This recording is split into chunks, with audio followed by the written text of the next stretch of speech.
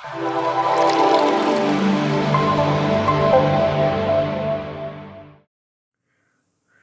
Friends, આપણા street style veg Manchurian બનાવવા માટે આપણે આટલા ઇન્ગ્રીડિયન્ટ્સની જરૂર પડશે. એમાં ઓલવેઝ કોબીજ સૌથી વધારે હોય છે, તો અમે કોબીજ લીધેલું છે, ગાજર છે, કેપ્સિકમ છે, ફણસી, લીલા મરચાં, આદુ અને થોડી કોથમીર. હવે ફ્રેન્ડ્સ, તમે પ્યોર જૈન બનાવતા હોય તો તમે આદુ અને ગાજર કાઢી શકો છો એમાંથી, નો પ્રોબ્લેમ. અથવા તમારી પાસે આમાં બીજા વેજીટેબલ્સ ના હોય તો ખાલી કોબીજ ને ગાજરના ઉપયોગ કરીને બી થઈ જાય છે, અને ખાલી કોબીજથી બી એકચ્યુઅલી બનશે. તો આપણે આવી રીતના જો મેં રફલી પહેલાં બધું સાફ કરી લીધેલું છે, કટ કરી લીધેલું છે. હવે આપણે કાં તમે ઝીણું ઝીણું સુધારજો, અથવા ફૂડ પ્રોસેસરમાં અથવા ફૂડ જે ઓલું હેન્ડ ચોપર આવે છે એમાં આપણે ચોપ કરવાનું છે. હવે એક વસ્તુનું આમાં તમે ધ્યાન રાખજો ફ્રેન્ડ્સ, કે વેજીટેબલ થોડા ડ્રાય હોય, ભીના વોશ કરીને તરત ના નાખશો. અને કેપ્સિકમ આમાં મેં થોડું એડ કર્યું છે. તમે જો કેપ્સિકમ છે ને ઉપયોગ એ થોડું ઓછું કરજો અને એને સેપરેટ ચોપ કરજો તમે, કારણ કે પાણી બહુ છોડે છે, તો આપણે પાણી એટલું બધું પછી પ્રોબ્લેમ થશે તળવામાં. તો ખાલી એક વસ્તુનું ધ્યાન રાખજો. તો બસ આવી રીતના ઉપરનું ઢાંકણું મૂકી અને ચોપ કરી લઈશ.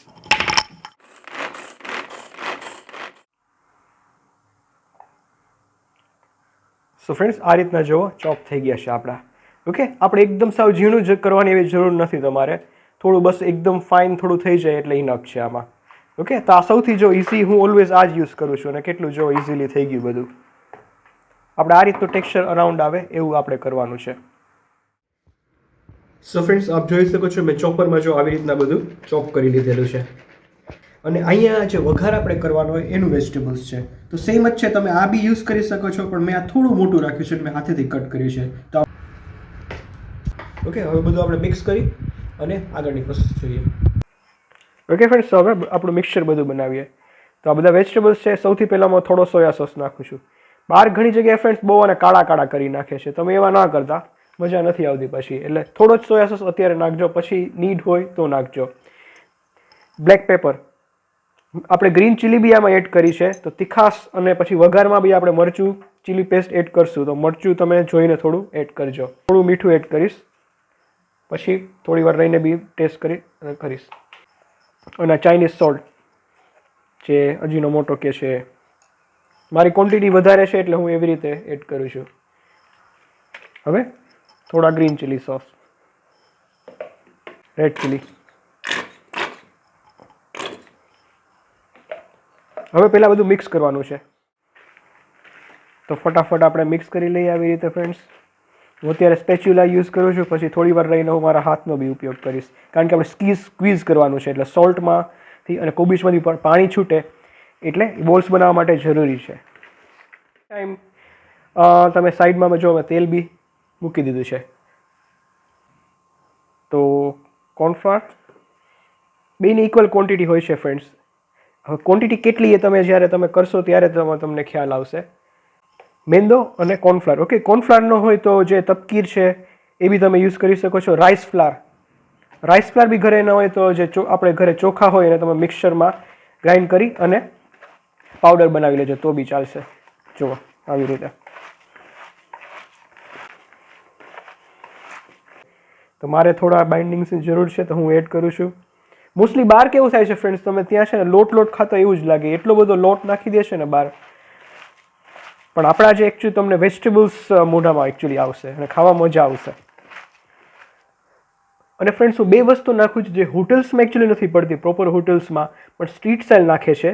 તો એ છે થોડો ગરમ મસાલો ઇન્ડિયન ટચ માટે, અને થોડું રેડ ચીલી પાવડર. આ બે વસ્તુ ફ્રેન્ડ્સ આપણે જે સ્ટ્રીટ સ્ટાઇલ વખતે એડ કરે છે, હું એ ઓબ્વિયસલી થોડું નાખું છું. ઓકે, થોડું જ.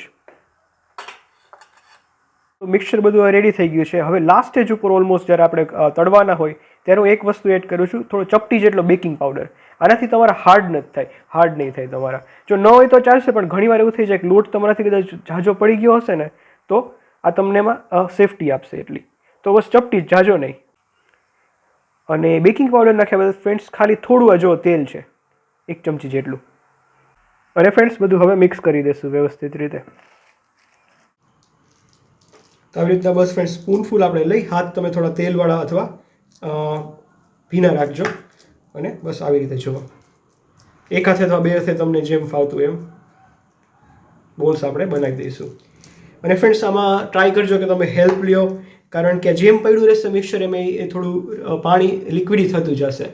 એટલે ક્વિકલી થોડા બોલ્સ બનાવી અને આપણે ફ્રાય કરવા માંડીશું. તો હું થોડા બોલ્સ જો આવી રીતના ક્વિકલી બનાવી અને આપણે ફ્રાઈંગ તરફ આગળ વધીશું. તો આપણે ફ્રેન્ડ્સ મીડિયમ તેલમાં ધીમે ધીમે કરીને એક એક આવી રીતના એડ કરી દઈશું. તેલ ફ્રેન્ડ્સ મીડિયમ રાખજો, સાવ ઓછું હશે તો એ તેલ પી જશે બધા. અને ઇન્સ્ટન્ટ બિયાની પર ઝારો અત્યારે ના નાડતા, થોડું સેટ થવા દેજો, પછી આપણે એને ટર્ન કરતા રહીશું. તો ફ્રેન્ડ્સ હવે થોડા સેટ થઈ ગયા છે, તો જો હવે ઝારો અડાડી અને આવી રીતના ટર્ન કરતો રહીશ. અને જો એકે બી જરા બી આપણા છૂટા નથી પડ્યા, જો જોઈ શકો છો તમે. ઓકે, હવે કોન્સ્ટન્ટ ચલાવતા ચલાવતા તમે કૂક કરજો, જેથી બધી સાઈડથી સરખો કલર આવે અને એકદમ કૂક બી થઈ જાય સરસ રીતે. સો ફ્રેન્ડ્સ, આવી રીતે બધા આપણા મંચુરિયન બોલ્સ તળી લીધેલા છે અને હવે કાઢી લઈશું.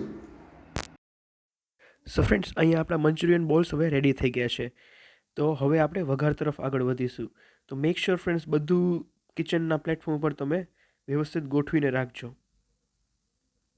તો અહીંયા જોઈ શકો છો મારી પાસે આદુ અને મરચાંની પેસ્ટ છે અને બધા સોસીસ અને એવું ગોઠવીને રાખ્યું છે. બીજું એક મહત્ત્વનું કામ એ કરવાનું છે કે જો આ ફ્રેન્ડ્સ કોર્નફ્લાવર છે, કોર્નફ્લાવરની આપણે સ્લરી બનાવવાની છે, જે થિકનિંગ માટે આગળ કામ આવશે. તો કોર્નફ્લાવરની અંદર રેગ્યુલર પાણી આપણે નાખી અને બસ મિક્સ કરી દેવાનું છે અને આ સ્લરી તૈયાર કરવાની છે.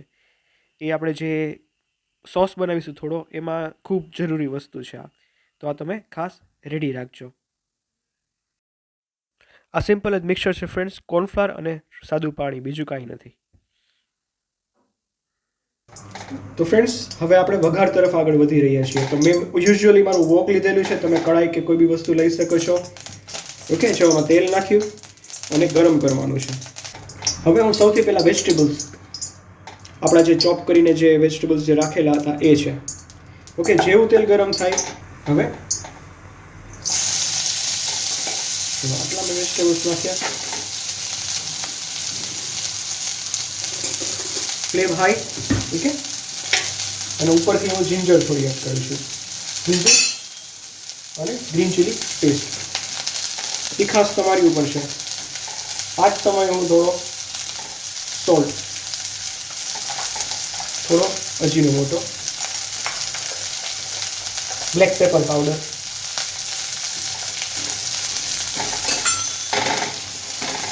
અને સોસ. આ જે સ્મોકી આનાથી તમારી ઇફેક્ટ આવે છે. હવે આપણે થોડો સોયા સોસ એડ કરીશું. હાઈ ફ્લેમ ઉપર કૂક કરવું ખૂબ જરૂરી છે ફ્રેન્ડ્સ. થોડો સોયા સોસ, થોડો રેડ ચીલી સોસ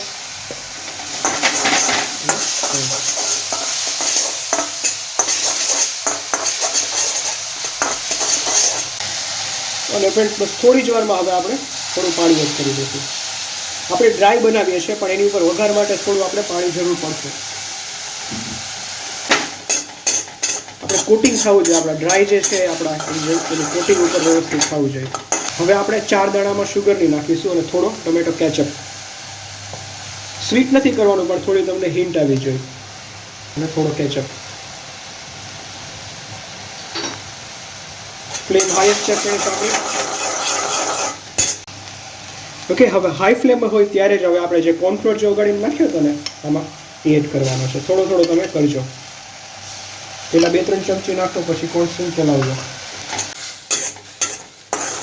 અને ફ્રેન્ડ્સ તમે કોન્સ્ટન્ટ ચલાવજો પેલું આપણે સ્લરી નાખ્યા બાદ. ફ્લેમ હાઈ જ રાખજો. અને જેવી તમને થિકનેસ દેખાય આપણે ત્યાં સુધી થોડું કૂક કરવાનું છે. થીક થઈ જવું જોઈએ. એના જો બબલ્સ આખા અલગ જ પ્રકારના હશે. આમ આ સોસ બી ફ્રેન્ડ્સ તમારી ઉપર છે. તમે જો ગ્રેવી કરવી હોય તો આ થોડો તમે સોસ વધુ બનાવજો, પાણી વધુ નાખજો, પણ આપણે ડ્રાય કરીએ છીએ. ઓકે, તો ફ્રેન્ડ આ સ્ટેજ ઉપર જો ફટાફટ આપણા જે મંચુરિયન છે એ એડ કરી દઈશું એક સાથે અને કોન્સ્ટન્ટ હવે ચલાવી દઈશું. કૂક નથી કરવાનું ફ્રેન્ડ જાજુ. હવે એનું કોટિંગ જો કેટલું પરફેક્ટ આવ્યું. લિક્વિડી નથી, પણ ઉપર કોટ વ્યવસ્થિત થઈ ગયું છે.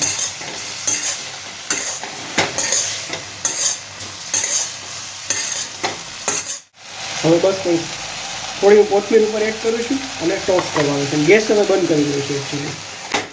એકવાર આપણે સ્ટર કરી જેથી ચોટી ન જાય.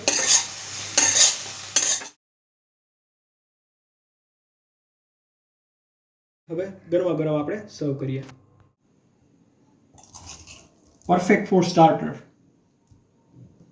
તમારી ફ્રેન્ડ્સ થોડું ફેન્સી કરો તો નીચે તમે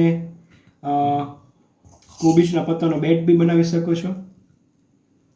અને બસ ફાઇનલી થોડી આપણે ફ્રેન્ડ્સ કોથમીરથી ઉપર ગાર્નિશ કરી દઈશું. તો આપણા friends perfectly super delicious street style veg Manchurian હવે રેડી છે.